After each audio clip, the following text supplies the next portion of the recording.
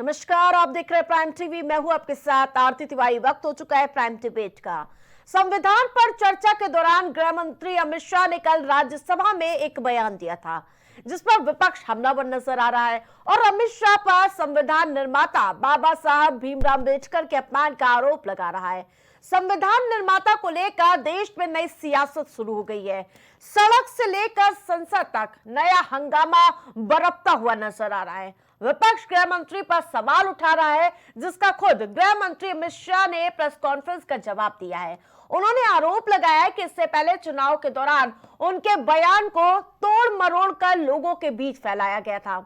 आपको बता दें कि आज संसद के भीतर और बाहर कांग्रेस ने गृह मंत्री के बयान के खिलाफ जोरदार हंगामा काटा।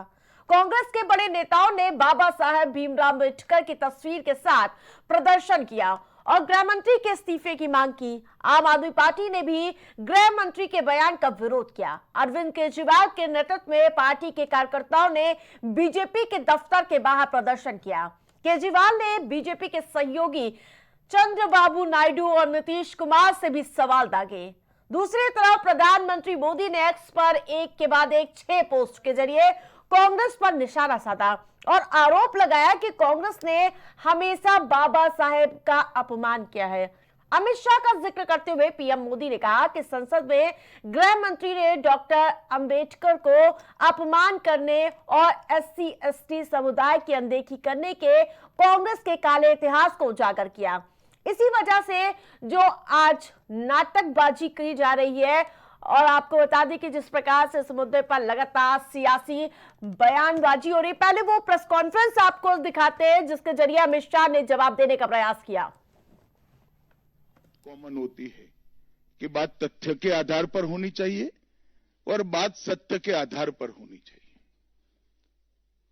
कल से कांग्रेस पार्टी ने जिस तरह से तथ्यों को तोड़ मरोड़ कर रखने का प्रयास किया है, ये अत्यंत निंदनीय है और मैं इसकी निंदा करना चाहता हूं।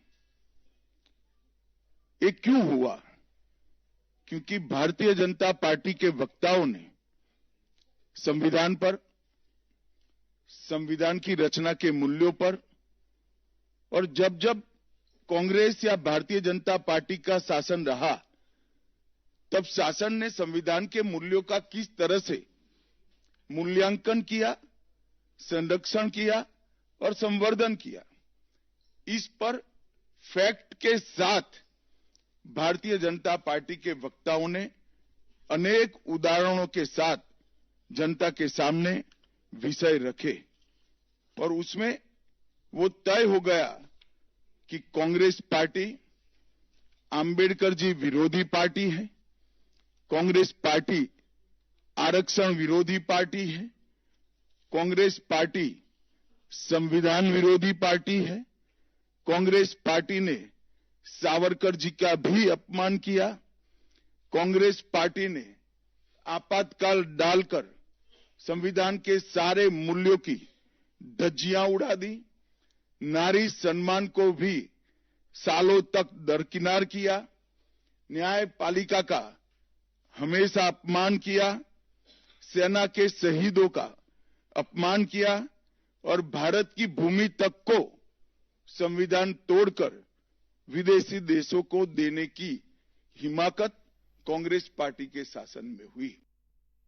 प्रकाश से आपको वो बयान सुनाते हैं पहले जिसको लेकर सियासी घमासान देखने को मिला और उसके साथ साथ क्या कुछ विपक्षी दलों की प्रतिक्रिया थी वो भी आपको सुनाते हैं।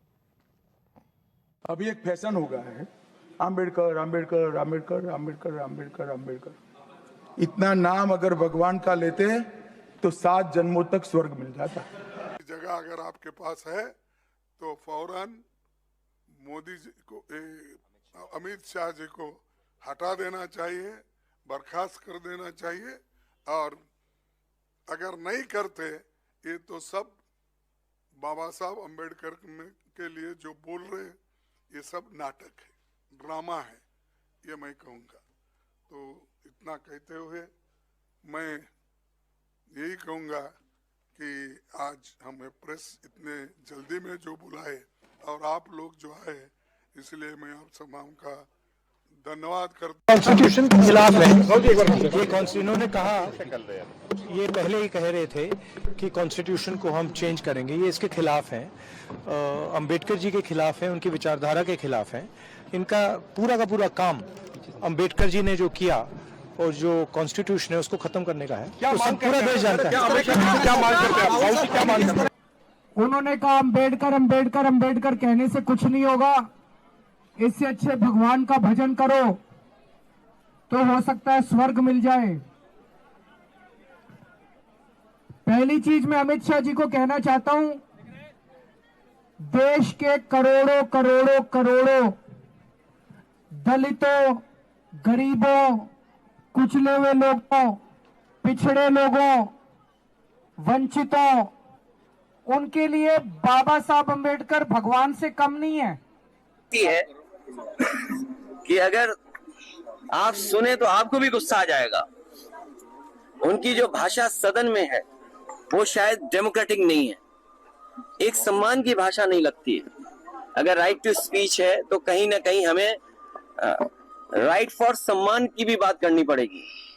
हमारा सम्मान तो कोई भाषा ऐसी इस्तेमाल करे जिससे सम्मान हो, और वही स्थिति आज बनी है कि सरकार के मंत्री, डिप्टी सीएम की जो भाषा थी वो ठीक नहीं थी। आप किसी को उपनाम से कैसे बुला सकते हैं? एक कॉन्स्टिट्यूशनल पोस्ट है, कॉन्स्टिट्यूशनल पोस्ट में बैठे हुए किसी भी व्यक्ति को सम्मान से ही बुलाया जा सकता है, लेकिन जानबूझ करके सरकार, क्योंकि बुनियादी सवालों का जवाब उनके पास नहीं है।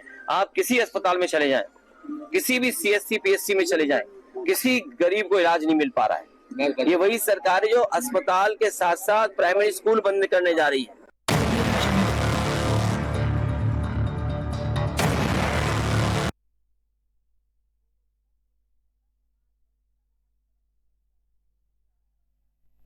जहां आपको बता दें कि ऐसे में आज का सवाल ये है कि अंबेडकर की विरासत में कौन कर रहा है सियासत, और इसके साथ साथ विपक्ष का पर्दाफाश हुआ या सरकार फंस गई। वही सवाल ये भी उठता है कि अंबेडकर पर दावा सम्मान का दिखावा है। सवाल ये भी है कि अंबेडकर के बहाने दलित वोट पर निशाना साधने का प्रयास किया जा रहा है। हमारे साथ पैनलिस्ट जुड़ चुके हैं, पहले उनका परिचय कराऊंगी, फिर चर्चा की शुरुआत करूंगी। डॉक्टर शशिकांत हमारे साथ जुड़ चुके हैं भारतीय जनता पार्टी की से। प्रदीप सिंह थोड़ी देर में कांग्रेस पार्टी के प्रवक्ता जुड़ेंगे। लेकिन सुनील त्रिपाठी वरिष्ठ पत्रकार हमारे साथ जुड़ चुके हैं। आप दोनों का बहुत बहुत स्वागत है सर। लेकिन सबसे पहले शशिकांत जी, लगातार कांग्रेस पार्टी की ओर से और खड़गे की ओर से गृह मंत्री पर बाबा साहेब अम्बेडकर के अपमान का आरोप लग रहे हैं और यहां तक इस्तीफे की भी मांग कर दी गई है, क्या कुछ कहेंगे इस पर? देखिए, भारतीय जनता पार्टी सदैव ही बाबा साहब अम्बेडकर का सम्मान करती रही है और आगे भी करती रहेगी। बाबा साहब अम्बेडकर का अपमान तो आजादी के तुरंत बाद कांग्रेस पार्टी ने किया। शशिकांत जी, अपना स्पीकर ऑफ कर दीजिए, मेरी आवाज वापस आ रही है इसके। हाँ, अब आवाज आ रही? देखिए, बाबा साहब अम्बेडकर के अपमान की बात जहां तक है तो वो कांग्रेस पार्टी ने तभी से शुरू कर दिया था जब देश आजाद हुआ। कांग्रेस पार्टी का सदैव से इतिहास रहा है, बाबा साहब अम्बेडकर के संविधान को वो न मानते हैं और न उनका सम्मान करते हैं। भारतीय जनता पार्टी सदैव सम्मान करती रही है और आगे भी करती रहेगी। ये आरोप जो वो लोग बार बार लगाते हैं वो केवल देश का ध्यान आकर्षित करने के लिए लगाते हैं और कहीं न कहीं कोई छिद्रान्वेषण जिसको कहा जाता है वो करने के लिए कि कहीं कहीं छेद मिल जाए, कहीं कहीं उनकी बल्ले बल्ले हो जाए, तो इस नियत से वो जगह ढूंढते हैं कि कहां हम इनको घेरें। लेकिन पूरा देश आज जानता है, पूरा देश बाबा साहब अम्बेडकर के अनुयायी भी जानते हैं, बाबा साहब अम्बेडकर को मानने वाले जानते हैं, पूरा देश जो उनसे राष्ट्र कृतज्ञ है।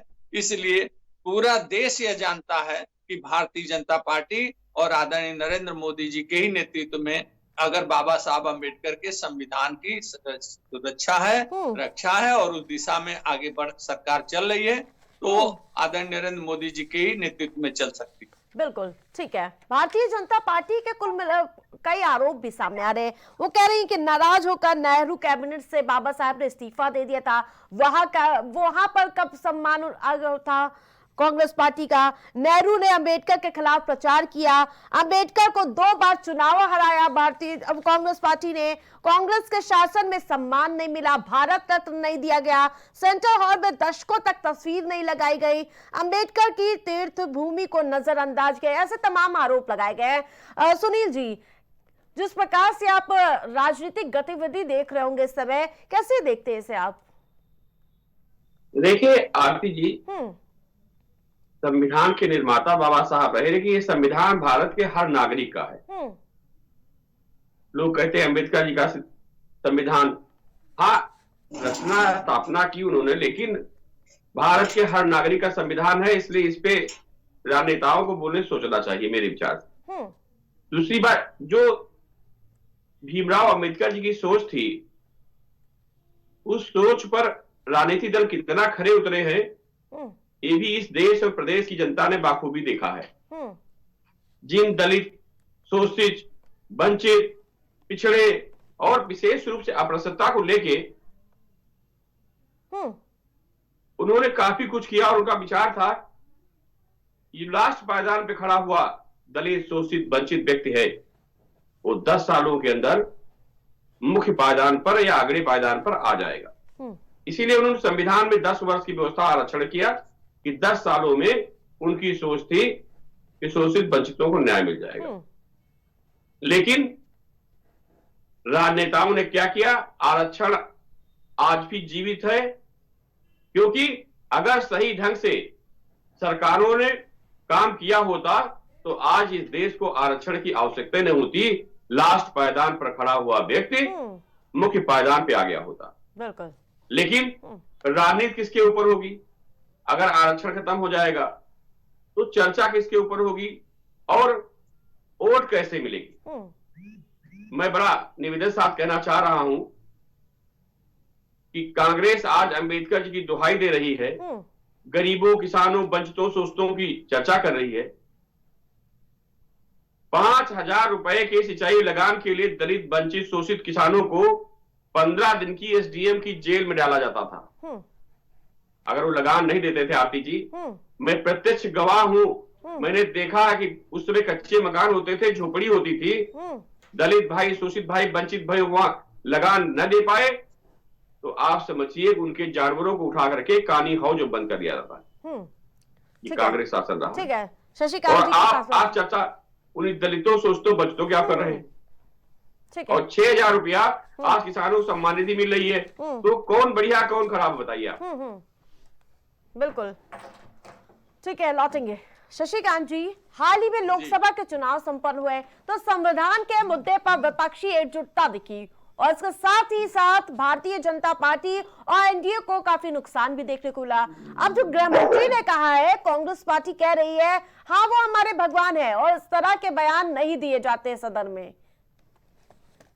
शशिकांत जी, देखिए कांग्रेस पार्टी का जो अभी हमारे साथी ये कह रहे थे कि अगर अंबेडकर के आदर्शों पे काम किया गया होता तो हमारे देश में दलित, वंचित बिल्कुल रह नहीं गए होते और आरक्षण की उपयोगिता रह नहीं गई होती, सब लोग बराबर होते। 70 साल कौन शासन किया? 2014 तक कांग्रेस पार्टी ने शासन किया लंबे समय तक। एक बात। दूसरी बात, अगर हमारे वंचित और शोषित की बात हो रही है तो इंदिरा गांधी जी ने 75 में और 80 में नारा दिया गरीबी हटाओ, और राहुल गांधी जी आज भी कहते हैं कि ये गरीबी हटाना है और देश से गरीबी को भगाना है। तो इंदिरा जी जहां चली थी वहीं राहुल गांधी वहीं अभी खड़े हैं।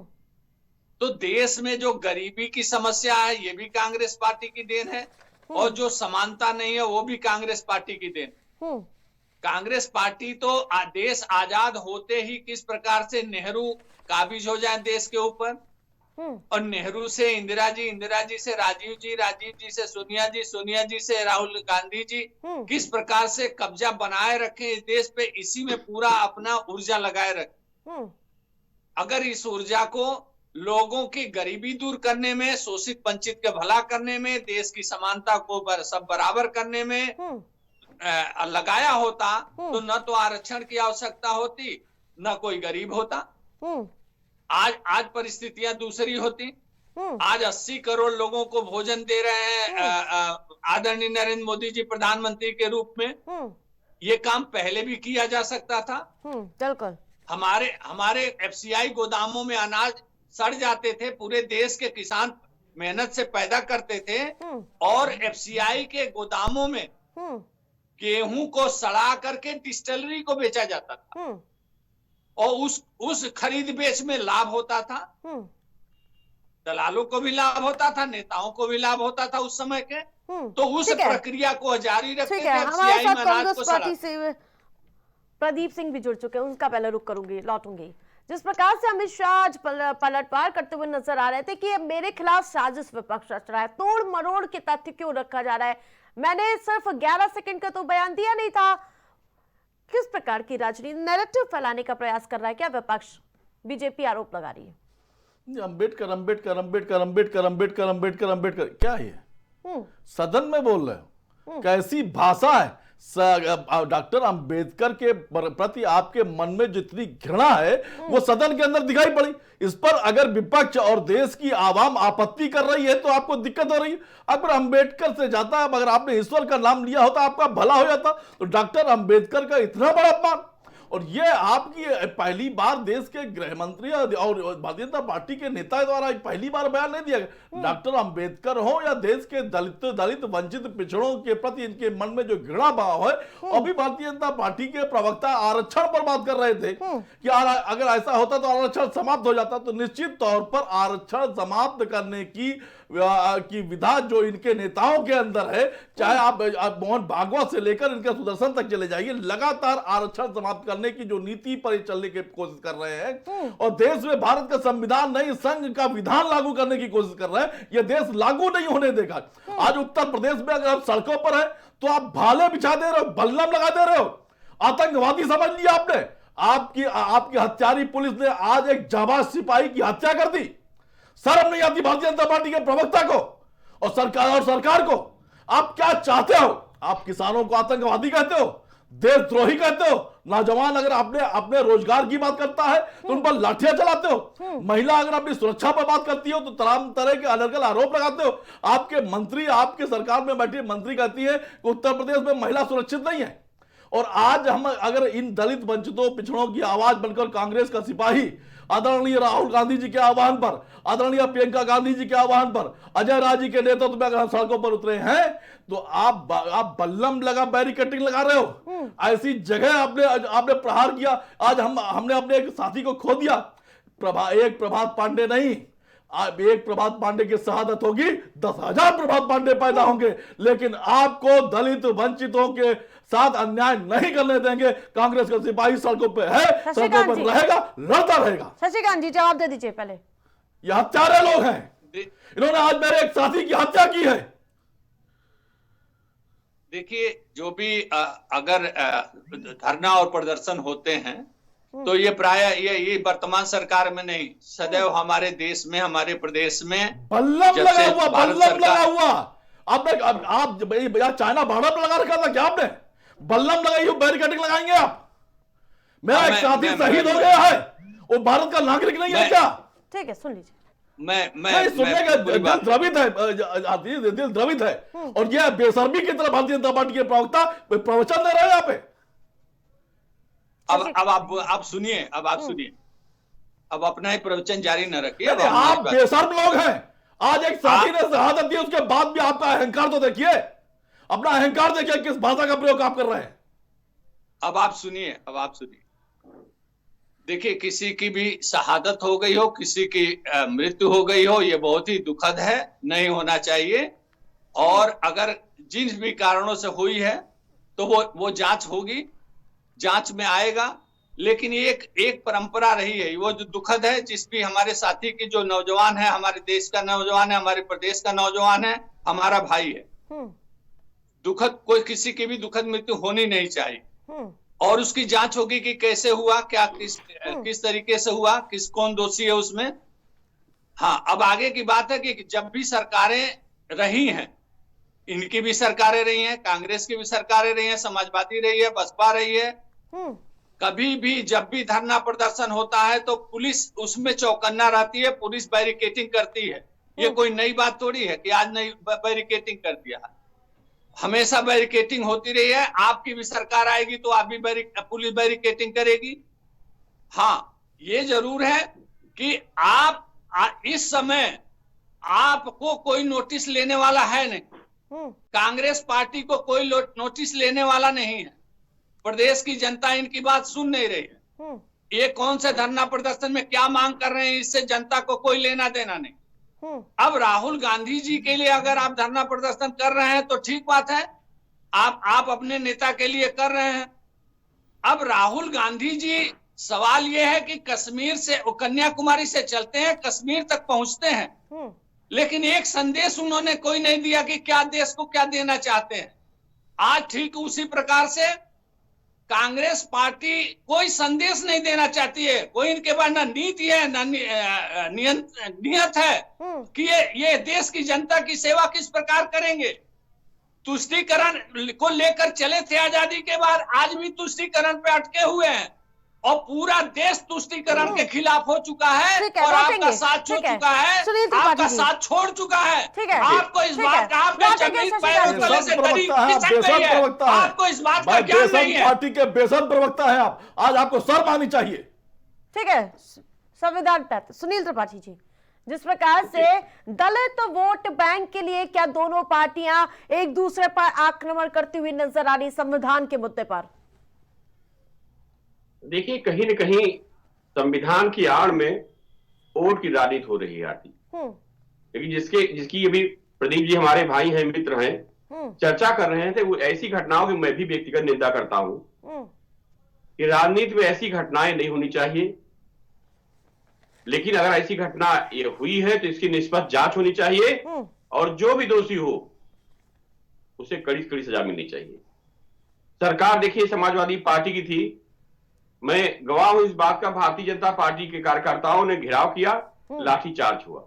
और ये लगभग राजनीतिक दल, मैंने 25 सालों 30 सालों के बीच में देखा राजनीतिक दलों को कि विपक्ष हमेशा धरना प्रदर्शन और लाठीचार्ज, लेकिन ऐसी घटना मेरे भी संज्ञान में कभी नहीं हुई है और इसकी जितनी निंदा की जाए उतनी कम है। देखिए, विपक्ष का मतलब है कि सरकार की कमियों को, जनता के मुद्दों को सरकार तक उठाना। लेकिन मैं एक बात बड़ा निवेदन साथ कहना चाह रहा हूं कि जब विधानसभा सत्र चल रहा है तो आप कोई कर्मचारी यूनियन के नेता नहीं है, आप कोई पीड़ित शोषित वंचित नहीं है। आपको जनता की समस्याओं को पहले तो सदन के पटल पर प्रमुखता से उठानी चाहिए, जो एक विधानसभा के सत्र की परंपरा रहती है। भले ही आपके विधायक कम हो, आपकी संख्या कम है, कोई बात नहीं है, लेकिन एक भी विधायक अगर आपका उठाएगा जनता की आवाज तो सैकड़ों लोगों तक, करोड़ों लोगों तक देश के जाएगी कि विधानसभा में कांग्रेस ने इन मुद्दों को उठाया। दूसरी बात, अगर कांग्रेस धरना प्रदर्शन करना चाहती भी थी तो ये भाले और बल्लम लगाना ये राजनीति के लिए अच्छी बात नहीं है। आप पास इतनी फोर्स है कि सुरक्षा पहले से लगा दीजिए। अगर कोई आग लगाता है, वैसी घटनाएं हुई हैं, जला दिया गया। अगर ऐसी कोई घटनाएं होती हैं समाज विरोधी तो आपको एक्शन लेने के लिए आप पास फोर्स है और मेरे प्रदेश की पुलिस और फोर्स ऐसी नहीं है कि किसी आपदाई से वो निपट ना सके। ठीक है, प्रदेश संविधान पर आते हैं सर। अब हम लोग संविधान पे आते हैं। देखिए, संविधान न तब खतरे में था, न आरती जी आज खतरे में है। क्या खतरे में है? जब कांग्रेस को आवश्यकता हुई संविधान में अपने हित संशोधन कर लिया। जब भारतीय जनता पार्टी सरकार को आवश्यकता हुई संशोधन कर लिया। तो संविधान अब अगर देखा है तो रहा कहां? मूलभूत जो चीजें थी उनमें कितना परिवर्तन कर दिया गया, कितनी बार उसमें परिवर्तन हुआ, हमारे विद्वान प्रवक्ता बैठे हैं, सब जान रहे हैं। तो अब संविधान पे अगर आप कांग्रेस चोट कर रही है कि संविधान खतरे में है, तो संविधान तो कई बार खतरे में आया। वर्षित एक्ट 91 आया और भी ऐसे ज्वलंत मुद्दे में गिराऊं, दर्जनों ऐसे मुद्दे हैं वो आए। बिल्कुल ऐसे ही कांग्रेस ने आरटीआई दिया इस देश प्रदेश को। ठीक है, भारतीय जनता पार्टी ने उसमें भी, आती जी एक सेकंड, कांग्रेस ने दिया देखिए, जो अच्छा कार्य सरकार करेगी, हम लोग धर्म है, कर्तव्य है, मैं जनता के सामने उसको रखूं। कांग्रेस ने आरटीआई दिया, सूचना का अधिकार, सूचना के अधिकार में भारतीय जनता पार्टी ने कितना संशोधन कर दिया, और सूचना आयोग आज सफेद पोश हाथी बन के रह गया है। एक सूचना पाने के लिए आप खुद दर्जनों जगह भटकना पड़ेगा, और मिल जाए तो बड़ी बात है। ठीक है, ठीक। तो ये संविधानिक चीजों पर ठीक है, लौटूंगी। जब भी राजनेता चाहते हैं जैसे यूज, संविधानिक चीजों को जैसे चाहते हैं वैसे यूज कर लेते हैं। ठीक है सुनील जी, लौटूंगी। बीजेपी और कांग्रेस पे कई तरह के आरोप लगा रहे, बीजेपी भी तमाम आरोप लगा रही है। कांग्रेस पार्टी कब से बाबा साहब को भगवान मानने लगी?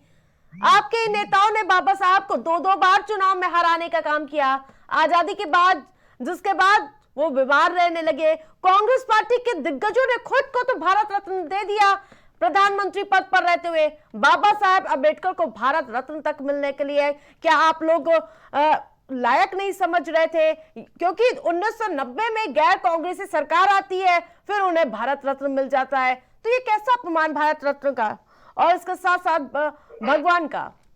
निश्चित तौर पर अभी वरिष्ठ पत्रकार आदरणीय सुनील त्रिपाठी जी ने जो बात कही कि आंदोलन से पहले सदन में अपनी बात रखनी चाहिए थी, आदरणीय त्रिपाठी जी सदन में हमारी नेता आराधना मिश्रा मोना जी ने अपनी बात रखी। सभापति महोदय ने मजाक उड़ाते हुए कहा कि आप चली जाइए, आपको रोक कौन रहा, आप चली जाइए, आपको कौन रोक कौन रहा, जाइए आंदोलन करिए। और बाहर क्या हो रहा हमें संज्ञान में नहीं, तो मैं क्या करूं, बाहर क्या हो रहा हमें संज्ञान में। ये भाषा है सभापति महोदय की, निंदनीय है।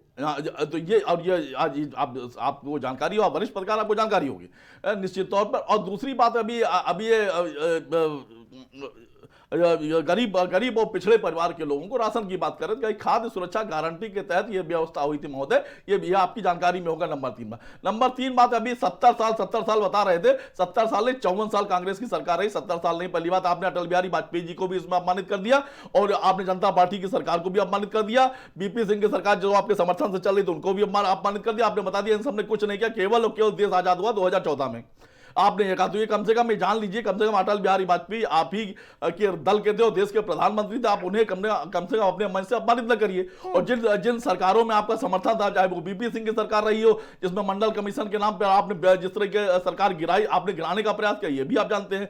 जनता पार्टी की सरकार में आपने विलय करके सरकार बनाई, उसमें किस तरह की व्यवस्था हुई, ये भी आप जानते हैं। तो निश्चित तौर पर देश आजाद हुआ, और देश की आजादी में बाबा साहब भीमराव अम्बेडकर की बात हो, तमाम क्रांतिकारियों ने, माफी वीरों के अलावा सारे क्रांतिकारियों ने पूरी बात हम आप ही की बात कर रहे हैं, हम आप ही के सवालों का जवाब दे रहे हैं। तो निश्चित तौर पर बाबा साहब अम्बेडकर, आप बाबा साहब अम्बेडकर के हितैषी हो गए।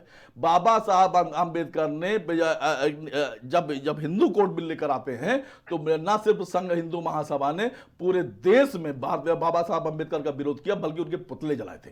नासिक के काले मंदिर पर जब बाबा साहब पूजा करने जाते हैं, तो आपने न सिर्फ विरोध किया, बल्कि पूरे देश में उनके पुतले जलाओ, उससे दुखी होकर बाबा साहब ने इस्तीफा दिया था। नंबर 3 बात, और आज भी जब आप बात करें, आज भी जब आपकी सरकार है, तो पश्चिमी उत्तर प्रदेश में दलित नौजवान अगर घोड़ी पे चढ़कर जाता है, तो भारतीय जनता पार्टी गुंडों को आज भी बर्दाश्त नहीं होता। न सिर्फ उन्हें लाठियों से पीटते हैं, बल्कि उसका घर जला देते हैं। और पूरा विपक्ष जब इसके विरोध में सड़क पर उतरता है, जिसमें आपके एलाइड पार्टनर अजीत सिंह जैन चौधरी भी थे, उनको भी आपने लाठियों से पीटा था महोदय, ये आपकी जानकारी में होगा। और आज दलित अपराध के मामले में उत्तर प्रदेश नंबर 1 पर है, ये आप जानते हैं। निश्चित तौर पर हम ये कह रहे हैं, निश्चित तौर पर हम ये कह रहे हैं, दलित वंचित पिछड़ों की आवाज कांग्रेस पार्टी बनती रहेगी। एक प्रभात पांडे नहीं, 10,000 प्रभात पांडे शहीद होंगे, लेकिन हम इन साथियों की आवाज उठाते रहे हैं, उठाते रहेंगे। आप बेशर्म सरकार है, अहंकारी सरकार है, और एक कायर सरकार है। ठीक है, लेकिन मेरा भी वही सवाल है कि अगर वो भगवान थे, तो क्यों उन्हें ऐसा मजबूर किया गया, वो पार्टी छोड़ दी है? उन्होंने कांग्रेस पार्टी से अलग चुनाव लड़ा। भगवान को कौन चुनाव हराता है? 2-2 बार आपने हराया, एक बार तो चौथी पार्टी बन गए भीमराव अम्बेडकर।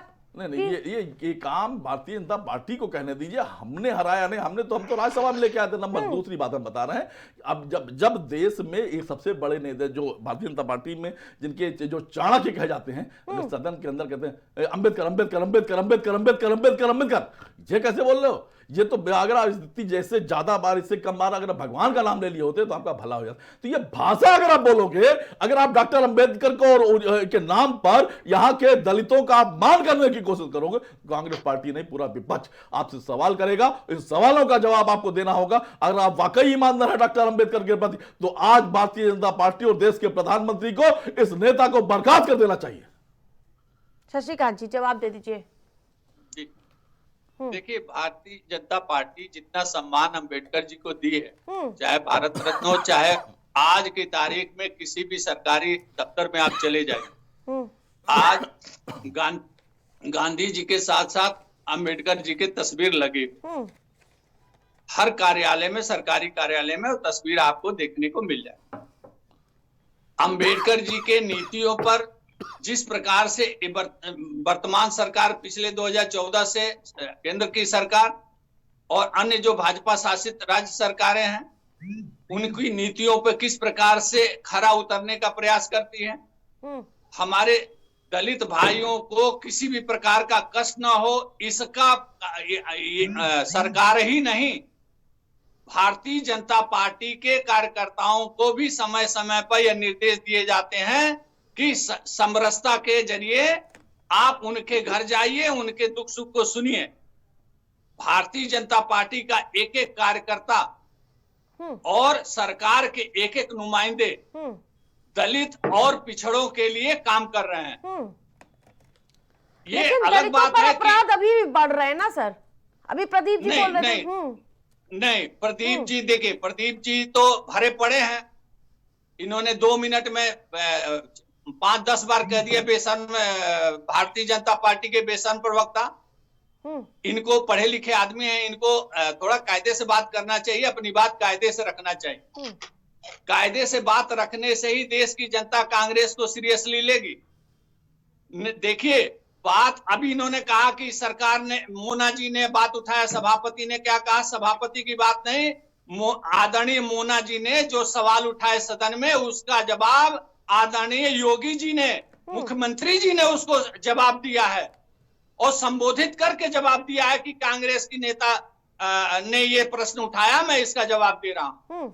कैसी बात कर रहे हैं ये, कि मजाक उड़ाया गया? कैसे मजाक उड़ाया गया? उसको गंभीरता से जब मुख्यमंत्री जवाब दे रहा, समय दे करके आप कह रहे हैं मजाक उड़ाया गया। यही चलाएं। एक बात। दूसरी बात सुनिए, आज की तारीख में कोई घोड़ी पे चढ़ने वाली जो घटना होगी, ये योगी सरकार है। किसी की हिम्मत नहीं है कि किसी दलित को या किसी को भी, झूठ बोल रहे हैं। पश्चिमी सुनील त्रिपाठी जी बताइए, पश्चिमी उत्तर प्रदेश की घटना है, गोली पे चढ़ा दलित नौजवान, आपके भारतीय जनता पार्टी गुंडों ने लाठियों से पीटा, उसका घर जलाया था और जयंत चौधरी सहित तमाम उत्तर प्रदेश के नेता वहां पहुंचे थे और आपने लाठियों से पीटा था। कैसी बात कर रहे हैं आप? झूठ बोल देंगे, ये झूठ बोलने का अधिकार हमने देश के प्रधानमंत्री को दिया है। भारतीय जनता पार्टी के प्रवक्ता को झूठ बोलने का अधिकार नहीं दिया है, केवल देश के प्रधानमंत्री के पास झूठ बोलने का अधिकार है। आरती जी जल्दी खत्म करिए, सुनील जी के पास आना है। झूठ नहीं बोलने देंगे। देखिए, ये कांग्रेस के जमाने में होता था, समाजवादी के जमाने में होता था, झूठ सरासर झूठ बोल रहे हैं और गुंडई। अरे आप बोलने दीजिए ना भाई, गुंडई और दबंगई अब नहीं चलेगी। ये योगी सरकार है। सब लोग अपने पाजामा के अंदर आ जाएं। पाजामा से जो बाहर निकलेगा उसके ऊपर कड़ी कार्रवाई होगी। जीरो टॉलरेंस वाली सरकार है। योगी सरकार से सबकी दबंगई और गुंडई जो है ठीक कर दी जाएगी। माफी मांगेंगे ये वीडियो है सभापति महोदय का, ये दीजिए, ये देखिए, ये वीडियो सभापति महोदय का, सुनिए।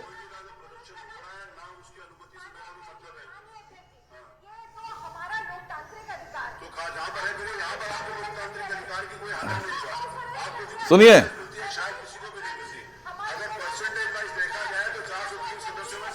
ठीक है, ठीक है। शशिकांत जी, विधानसभा में भी आप विपक्ष की आवाज दबा रहे हैं और बाहर भी हंगामा नहीं करने दे रहे हैं, तानाशाही कर रहे हैं क्या? नहीं, देखिए, शांतिपूर्ण धरना प्रदर्शन कहीं भी कभी भी किया जा सकता है। यह लोकतांत्रिक देश है, अपनी बात कभी भी कही जा सकती है।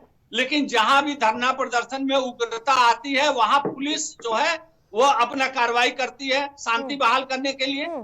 तो ये कैसे कह सकते हैं कि हम बाहर भी इनको शांतिपूर्वक धरना प्रदर्शन करने नहीं दे रहे? आप करिए, आप अपनी बात कहिए। एक बात, सदन में भी आप अपनी बात कहिए। सदन इसीलिए होता है कि पक्ष के साथ साथ विपक्ष भी अपनी बात रखता है और सरकार को जवाब देना पड़ता है। ये तो संवैधानिक परंपरा है। ये परंपरा को कहां किसी ने इग्नोर किया? मैं अभी आपको बताया कि कांग्रेस की नेता का जवाब स्वयं योगी जी ने परसों दिया है सदन में, पूरा समय दे करके जवाब दिया। मैं सुनील जी के पास आऊंगी।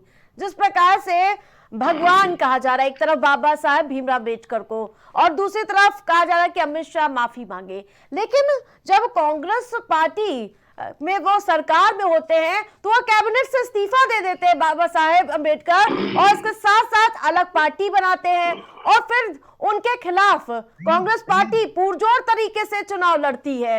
और अब क्या स्थिति देखने को मिल रही है सुनील जी? देखिए,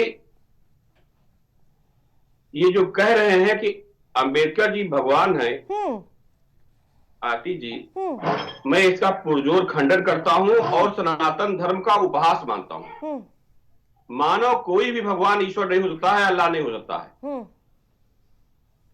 ये राजनीति भले उसको भगवान मान रही हो, राजनीतिक लोग मान रहे हो, ये अंबेडकर जी के परिवार से अगर पूछिए कहीं अंबेडकर जी भगवान थे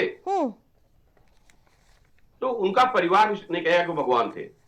डॉक्टर को हम भगवान का दूसरा स्वरूप मानते हैं लेकिन भगवान नहीं मानते हैं। हम चैनलों से लेके समाज में लोग कहते हैं डॉक्टर सेकंड गॉड है, लेकिन ईश्वर नहीं है। ईश्वर एक ही है, वो चाहे जिस धर्म के मानने वाले हो, सबका मैं तो ये मानता हूं ईश्वर एक ही है। वो चाहे अल्लाह हो, चाहे खुदा हो, चाहे राम हो। लेकिन ये राजनीतिक लोग अंबेडकर जी को कैस कराना चाहते हैं। सदन का समय कितना कीमती होता है, चाहे विधानसभा का हो चाहे लोकसभा का हो। जिन मुद्दों पर चर्चा होनी चाहिए, गांव, गरीब, शोषित, वंचित, महंगाई, भ्रष्टाचार, आप चैनलों पर बैठ के प्रवक्ता महोदय कहते हैं। मैं अभी एक चैनल पे बैठा था 2 दिन पहले, तो 1 नेशन 1 इलेक्शन की बात आई आरती जी, तो मैंने कहा 1 एजुकेशन 1 नेशन नहीं होना चाहिए।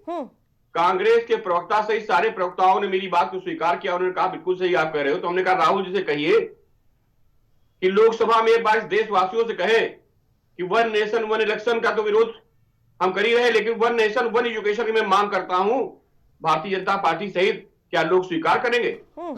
और क्यों नहीं होना चाहिए इस देश में 1 नेशन 1 एजुकेशन?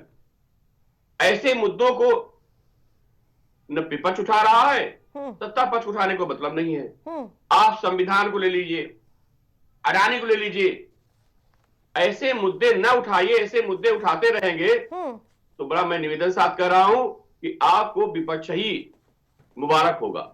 जनता की जलती हुई समस्याओं पर ध्यान दें, जो ज्वलंत समस्याएं उनकी हैं। आज पूरे प्रदेश में बीज नहीं मिला, खाद नहीं मिला, किसान मारा मारा घूम रहा है, नहरों में पानी नहीं है। हमारे किसान खुद प्रदर्शन कर रहा है सर। जी, किसान खुद प्रदर्शन कर रहा है सड़कों पर, तब भी उसकी कोई आवाज नहीं उठा रहा है। तो कौन आवाज उठाएगा? विपक्षी दलों की मुख्य जिम्मेदारी भूमिका विपक्ष होती की है कि सत्ता पक्ष की है? आरती जी, बिल्कुल सत्ता पक्ष की समस्याओं सहित जनता की समस्याओं को सदन से लेकर सड़क पर उठाने का कार्य विपक्ष का होता है। विपक्ष पूरे चुनाव भर में आपने देखा होगा कि नारों पे ही आदित रहा, जनता की समस्याओं साथ कभी रहा हो तो बता दीजिए। जिस तरह से आप देखिए, महंगाई में भी मानता हूं 850 सिलेंडर बिक रहा है, महंगा है। आलू चलो सीजन सस्ता हो गया, प्याज क्या रेट बिका, लहसुन आज भी 400-300 रुपए किलो बिक रहा है। क्या लोग देशवासी नहीं खाते हैं? तेल किस रेट में है, दालें किस रेट में है, इस पे हम आज चर्चा कर सकते हैं खबर नवीस, लेकिन विपक्षियों को फुर्सत नहीं है। जनता क्या चाहती है, नेता कैसे होते थे।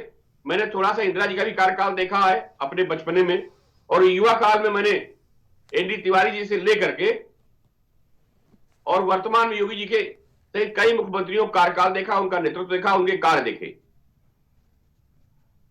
जो मुद्दे होते थे वो जनता से जुड़े होते थे। लेकिन आज मुद्दे क्या हैं कि देश में केवल नफरत फैलाने का काम किया जा रहा है, जात धर्म मजहब के नाम पर। ठीक है जी ठीक है, और संविधान के नाम पे। कांग्रेस पार्टी के दिग्गजों ने खुद के लिए भारत रत्न ले लिया। प्रधानमंत्री पद पर रहते हुए बाबा साहेब अंबेडकर को भारत रत्न तब मिला 1990 में, जब गैर कांग्रेसी सरकार आती है। प्रदीप जी। नहीं, निश्चित तौर पर भारत रत्न ही नहीं, डॉक्टर अंबेडकर हो या देश का कोई भी नेता हो, उसने हमेशा दलित, वंचित और पिछड़ों की आवाज उठाने का प्रयास किया है। अभी बात कर रहे थे किसान अपना आंदोलन करते हैं, किसानों के आंदोलन में विपक्ष का नेता जाता है तो यही सरकार कहती है राजनीतिकरण हो रहा है, आंदोलन का राजनीतिकरण हो रहा है। और किसान जब आंदोलन करता है उसे क्या कहते हैं? आतंकवादी कहते हैं, उग्रवादी कहते हैं। उनके सीने पर इनके गुंडे गृह राज्य मंत्री का बेटे ने गाड़ी चढ़ा दी और पूरी की पूरी सरकार उसको समर्थित करते नजर आती है। अब बताइए कि आप कोई भी आंदोलन लीजिए, आप बताइए ये सरकार जब से बनी, उत्तर प्रदेश में योगी सरकार आई है, एक भी वारंट ऐसी निकली हो जो घोटालों की भेंट न चढ़ी हो, न या पेपर लीक का इतिहास बना दिया आपने। और आप निश्चित तौर पर जो वरिष्ठ पत्रकार त्रिपाठी जी ने जो बात कही, वन नेशन वन एजुकेशन पर चर्चा जरूर होनी चाहिए, बिल्कुल हम सहमत हैं इनकी बात से। और निश्चित तौर पर कहते हैं, निश्चित तौर पर हम कहते हैं कि आप एक भारतीय जनता पार्टी के गर्मामयी नेता जो सदन के अंदर, आप अगर डॉक्टर अंबेडकर का मजाक उड़ाएंगे तो हम विरोध करेंगे। और आपने कहा, आपने एक तुलना की कि डॉक्टर अंबेडकर से ज्यादा अगर आपने ईश्वर की उपासना की होती तो आपको ज्यादा लाभ मिलता। हम निश्चित तौर पर यह कहते हैं ईश्वर चाहे किसी भी धर्म मैथोलॉजी को मानने वाले व्यक्ति हो, वो मानते हैं कि प्रकृति की सुरक्षा, प्रकृति के प्रति उनका ईश्वर का योगदान अपने आप में महत्वपूर्ण। यही योगदान दलितों और पिछड़ों वंचितों के लिए डॉक्टर अंबेडकर का रहा है। तो निश्चित तौर पर वो लोग जो डॉक्टर अंबेडकर को अपना वैचारिक महापुरुष मानते हैं, तो उनके लिए वो किसी आराध्य से कम नहीं है, निश्चित तौर पर आप मान लीजिए। और जब जहां तक रही बात आरक्षण की, बात पिछड़े होने की, बात गरीबी की, गरीबी मिटाओ के नारे की, तो आप गरीबी आज मिट रही है और आपकी नीतियां गलत हो रही हैं, तो निश्चित तौर पर कल गरीबी का ग्राफ बढ़ता हुआ नजर आएगा। तो आज जो परिस्थितियां आपके गलत नीतियों के कारण जो गरीबी का ग्राफ बढ़ता नजर आया, हम उसके खिलाफ खड़े हुए हैं। हम आपसे कुछ सवाल करते हैं, सवाल में आपको दिक्कत हो रही। और आंदोलन की जहां तक बात है, आंदोलन हमारा हिंसात्मक नहीं था। हम कांग्रेस ने आपको बाकायदा नोटिस दी थी, नोटिस के साथ आपने पूरे प्रदेश में हमारे वर्कर के घर में आपने पुलिस भेजी, बल्कि गिरफ्तार कराया। और उसके बाद हम शांतिपूर्ण प्रदर्शन कर रहे थे और बल्लम लगे हुए बैरिकेडिंग के साथ आपने जिस तरीके से हमारे ऊपर लाठीचार्ज कराया है, जिस तरीके से हमारे नेताओं को बसों में ठोस कर आप ले गए हैं, और इसी में एक हमारे साथी ने शहादत दी है। ये शहादत जाया नहीं जाएगी। प्रभात पांडे एक नहीं, 10,000 प्रभात पांडे पैदा होंगे और हम दलितों वंचितों के लिए लड़ते रहे हैं, लड़ते रहेंगे। ठीक है शशिकांत जी, विपक्षी दलों की सक्रियता आपकी टेंशन बढ़ा रही है क्या? नहीं, देखिए, विपक्षी दलों की सक्रियता यही है कि अभी उत्तर प्रदेश में उपचुनाव था तो कांग्रेस पार्टी सरेंडर कर गई और समाजवादी पार्टी 9 सीट चुनाव लड़ गई। तो कांग्रेस पार्टी को सदन में आना नहीं है जीत करके, और बाहर इनकी संख्या नहीं है। वो तो सर जनता तय करेगी ना, कौन आएगा कौन नहीं आएगा। ठीक है। अब आइए लोकसभा में। लोकसभा में इनकी संख्या अच्छी खासी है। इस बार, पिछली बार तो राहुल जी को या विपक्ष का दर्जा भी प्राप्त नहीं था कांग्रेस को, इस बार विपक्ष का दर्जा प्राप्त हो गया। तो राहुल जी को पूरी बात अपनी ये वंचित शोषित की जो बात हो रही है टीवी पे, ये बात सदन में रखनी चाहिए ना, कि पूरा लोकसभा को आप चलने नहीं देंगे, आप रोज हंगामा करेंगे। लोकसभा आप जब चलेगा तभी तो आप देश के लोगों की बात आप रखेंगे। आप वन एजुकेशन नहीं, इस तरह के और भी लेकर के आइए जो देश की भलाई के लिए, देश के हित के लिए बातें हो, उसको लाइए फ्लोर पे। और अगर वर्तमान सरकार पीछे हटती है तो देश देखेगा। लेकिन आपको लोकसभा में उतनी बातें बोलनी है जितनी जांच सोरोज के यहां से पर्ची आएगी। चुनाव में पर्ची आ गई कि संविधान को खतरा है तो बोलने लगे संविधान को खतरा है, आरक्षण को खतरा है तो लोकसभा चुनाव में भाषण देने लगे आरक्षण खतरा है। अब पर्ची आ गई होगी कि अंबेडकर जी पे बोलो तो अंबेडकर जी पे बोलेंगे। अरे भाई, कुछ कंस्ट्रक्टिव, कुछ देश के निर्माण के लिए कुछ आप सार्थक बातें रखिए लोकसभा में और देश देखेगा। अगर भारतीय जनता पार्टी की सरकार जो वर्तमान सरकार है अगर उससे पीछे हटेगी तो देश देखेगा। आपके पास कोई कंस्ट्रक्टिव बातें हैं नहीं, आपको कुछ कहना है नहीं, केवल भारतीय जनता पार्टी को झूठ बताना है, बेशर्म बताना है और आपको आरोप लगाना है। इससे आपका काम चलने वाला नहीं है। जवाब दे दीजिए। आप उत्तर प्रदेश में साफ हो चुके हैं, कहां से चिट्ठी आ रही है? साफ होने के कगार पे हैं। जल्दी से प्रदीप जी जवाब। नहीं, यहाँ संघ का विधान नहीं चलता और यहाँ नागपुर से चिट्ठियां नहीं आती। तो निश्चित तौर पर जब बात होती है, जब हमारी नेता बांग्लादेश पे पाए गए, भाई बांग्लादेश पे कोई नहीं, विपक्ष ने बोला बांग्लादेश में विपक्ष ने, जबकि विपक्ष ने आप सरकार को पूरी नैतिक जिम्मेदारी और पूरे समर्थन से उसके साथ कहा था कि सरकार जो चाहे वो करे। आज जब विपक्ष के नेता आदरणीय प्रियंका गांधी जी बांग्लादेश के हिंदुओं पर बोल रही, तो आपके पेट में दर्द होने लगता है, आपकी आंखों में मिर्ची लगने लगती है। आप एक तरफ जब हम जिन मुद्दों पर हम चर्चा करते हैं उस पर आपको दिक्कत होने लगती है। वहां पूरे हिंदुस्तान में घूम घूम कर आपने बांग्लादेश के हिंदुओं और वहां अल्पसंख्यकों के लिए क्या किया, इस पर चर्चा नहीं करेंगे। आपकी वार्ड इकाई मोहल्लों में प्रदर्शन करेगी। अरे भाई, आप सरकार हो, अब हर काम विपक्ष आपको चिताएगा तभी आप करो, वरना आप सोते रहोगे। आप जो चाहोगे वो करो, संघ का विधान लाने की कोशिश करोगे। किसान अगर आपसे काले कानून को वापस करने की बात करेगा तो उन पर आप गोलियां चलाओगे, बैरिकेडिंग लगाओगे। विद्यार्थी अगर आपसे रोजगार मांगेगा तो उन्हें आप आतंकवादी उग्रवादी कहोगे, उन पर लाठियां चलाओगे। पेपर लगातार लीक करने का इतिहास बनाओगे। जेल के अंदर एक अपराधी से दूसरे अपराधियों को गोली मरवाओगे। अदालत के अंदर एक अपराधी जज के सामने एक अपराधी दूसरे अपराधी को गोली मरवाओगे। जेल के अंदर अपराधियों से बर्थडे बनवाओगे। तो ये सारी बातें जो हैं, कानून व्यवस्था के नाम पर धज्जियां उड़ा रहे हैं आप। आधे दर्जन से ज्यादा कैबिनेट में अपराधी बैठे हुए हैं। आप पहली सरकार हो जिसके मुखिया ने पूरे दुनिया में अपने ही ऊपर लगे 1 दर्जन से ज्यादा मुकदमे न सिर्फ वापस लेने की सिफारिश की, बल्कि वापस ले लिया आपने। इससे बेशर्म सरकार भी कोई हो सकती है क्या? ठीक है। लेकिन कुल मिलाकर ऐसा लगता है कि अब बाबा साहब अम्बेडकर को भी पॉलिटिक्स में खींचा जा रहा है। उन्हें दोनों ही तरफ से, क्योंकि बीजेपी चाहती है कि जाति के आधार पर लोग न बटे, यानी कि धर्म के आधार पर एकजुटता रहे। दूसरी तरफ विपक्षी दल अपने अपने आधार से समीकरण बैठाने लगी है। अखिलेश यादव पीडीए, जबकि तेजस्वी माई बाप समीकरण दे रहे हैं। सुनील त्रिपाठी जी कैसे देखते हैं ये पूरा घटनाक्रम? देखिए, मैंने अभी भी कहा कि पूरा देश राष्ट्रवाद, जातवाद इसी प्रकरण में फंसता जा रहा है। कोई राष्ट्रवाद नारा दे रहा, कोई जातिवाद नारा दे रहा। कोई मानववाद का नारा दे तो बताइए मुझे, क्योंकि मानववाद में ना हिंदू है, ना मुसलमान है, ना सिख है, ना ईसाई है। दुकानें कैसे चलेंगी? और जो हमारे परम प्रिय मित्र ने कहा अभी कि प्रभात पांडे की हत्या हुई, तो मैं बड़ा निवेदन साथ कर रहा, कोई ये नई चीज नहीं है। भारतीय जनता पार्टी कार्यकाल का कार्य देखिए, सबसे ज्यादा ब्राह्मण ही मारे गए इस प्रदेश में। चाहे कानपुर घटना ले लीजिए, चाहे इनकाउंटर गिन लीजिए। तो इस बात को तो मैं भी स्वीकार करता हूं कि सबसे ज्यादा हत्याएं ब्राह्मणों की हुई, तो वो भी प्रभात पांडे भी ब्राह्मण ही रहे होंगे। तो ये तो आम बात है। भाई प्रदीप जी, मैं आपको धन्यवाद दे रहा हूं कि वरिष्ठ अधिवक्ता हैं आप, और अधिवक्ताओं के उपाध्यक्ष है आप। सुनील भैया, ये वरिष्ठ पत्रकार मनीष पांडे के रिश्तेदार भी हैं। अच्छा। नहीं तो वो मनीष पांडे जी हो, चाहे हम हो, चाहे आप हो, भाई, सबसे ज्यादा ब्राह्मणों की हत्याएं भारतीय जनता पार्टी कार्यकाल में की गई हैं। इससे हम मुकर नहीं सकते हैं। दूसरी बात प्रदीप जी, आप विपक्ष में बैठे हैं। भारतीय जनता पार्टी ने टैक्स के नाम पर रोटी और दाल और दूध पर भी जीएसटी लगा दिया। क्या राहुल जी को ये मुद्दे संसद में नहीं उठाने चाहिए? एक तरफ आप स्वस्थ भारत की बात करते हैं, एक तरफ जीएसटी दूध और आटे पे लगा रहे हैं। क्या इस पे चर्चा नहीं होनी चाहिए? या कभी लगी हो दूध और आटे पे? मेरी समझ से, मैं छोटा सा पत्रकार हूं, न जानकारी हो, लेकिन आप बता दीजिए, आप सारे बुद्धिमान लोग बैठे हुए। समय पूरा हो गया। अभी 1 सेकंड, गहन मुद्दे हैं। सरकार रोड टैक्स ले रही है और टोल टैक्स ले रही है। क्या ये जनता के मुद्दे नहीं है? जनता नहीं परेशान है? Water tax, house tax, electric tax, GST, कितने टैक्स लगाओ जनता के ऊपर आप? इन मुद्दों की चर्चा संसद में और विधानसभा में होनी चाहिए। ये आपकी जिम्मेदारी है कि ऐसे मुद्दे उठे जो जन कल्याणकारी हो। ठीक है, आप सभी पैनलिस्ट का हमारे साथ जुड़ने के लिए बहुत बहुत धन्यवाद।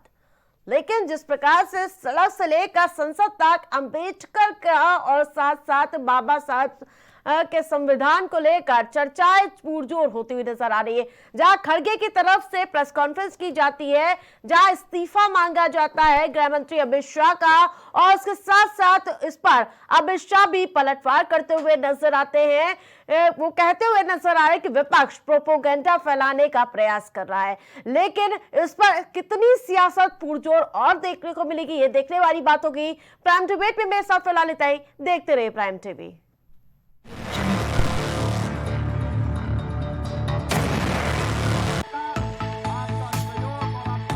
कुछ भाव पुष्प। आप देख रहे हैं प्राइम टीवी, सच साहस सरोकार। नगर पालिका परिषद टांडा जनपद अंबेडकर नगर के नागरिकों से अपील। नगर को स्वच्छ एवं साफ सुथरा रखने में अपना सहयोग करें। सड़कों, नालों, नालियों में कूड़ा कदापि न डालें। अपने घरों में गीला एवं सूखा कूड़ा अलग अलग स्रोत में पृथक्करण कर एकत्र करने हेतु हरे एवं नीले रंग के डस्टबिन का प्रयोग करें। सूखा कूड़ा हरे डस्टबिन में एवं गीला कूड़ा नीले डस्टबिन में एकत्र करें। अपने घरों का कूड़ा डोर टू डोर कूड़ा कलेक्शन करने वाले सफाई कर्मचारियों को ही दें। खुले में शौच ना जाएं। अपने घरों में शौचालय का प्रयोग करें तथा सार्वजनिक व सामुदायिक शौचालय का प्रयोग करें। प्रतिबंधित पॉलिथीन का प्रयोग ना करें और ना ही दूसरों को करने दें। पॉलिथीन पर्यावरण के लिए हानिकारक है। प्रतिबंधित पॉलिथीन कैरी बैग के प्रयोग करने व विक्रय करते पाए जाने पर 25,000 रुपए तक का जुर्माना हो सकता है। सार्वजनिक मार्गों, पटरियों, नालियों के ऊपर भवन निर्माण एवं विध्वंस सामग्रियों को कदापि न रखें, अन्यथा दोषी व्यक्ति के विरुद्ध राष्ट्रीय हरित अभिकरण एवं ठोस अपशिष्ट प्रबंधन नियमावली 2016 की सुसंग धाराओं के अंतर्गत जुर्माना, आरोप पति वसूली की कार्रवाई की जाएगी। निकाय में किसी प्रकार की शिकायत हेतु टोल फ्री नंबर 1533 एवं 14420 पर कॉल करें। स्वच्छ सर्वेक्षण 2024 में अपना सहयोग प्रदान करें। खुले में शौच मुक्त प्रमाणीकरण में अपना सहयोग प्रदान करें। जल अमूल्य है, इसका संरक्षण एवं सदुपयोग करें। सार्वजनिक मार्गों, सड़कों, गलियों एवं नालियों पर अतिक्रमण ना करें। खुले स्थानों, भूमि पर वृक्ष लगाएं। पर्यावरण को सुरक्षित बनाएं। नगर पालिका परिषद टांडा के समस्त देयों, करों का भुगतान समय से करें। पीएम स्वनिधि योजना अंतर्गत रेहड़ी पटरी वालों को अपने व्यवसाय को नई उड़ान हेतु ऋण का लाभ प्राप्त करें। अरविंद त्रिपाठी, उप जिलाधिकारी अधिशासी अधिकारी, नगर पालिका परिषद टांडा अंबेडकर नगर। समस्त सभासदगण, नगर पालिका परिषद टांडा अंबेडकर नगर।